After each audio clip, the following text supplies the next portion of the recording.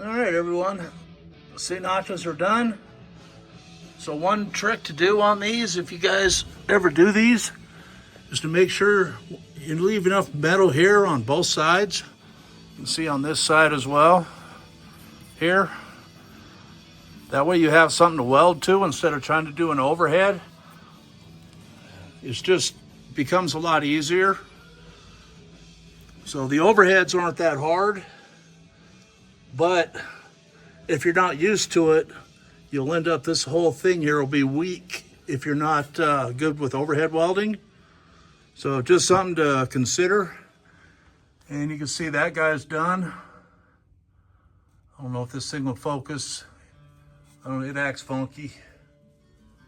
Anyways, those are complete. I think they turned out pretty darn good, considering.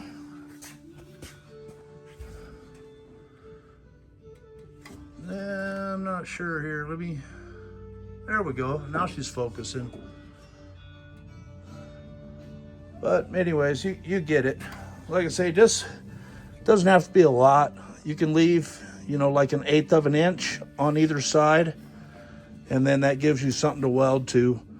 So you're doing a flat weld and then a downhill instead of an overhead. But with that being said, start putting it back together back here. Coilovers, put fuel tank back in, and then I got to rerun the fuel line.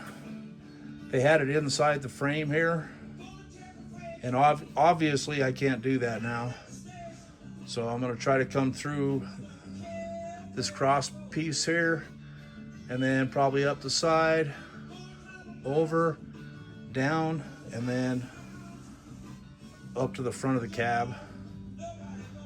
I think that's the plan. With that, everybody have a great day. Bye.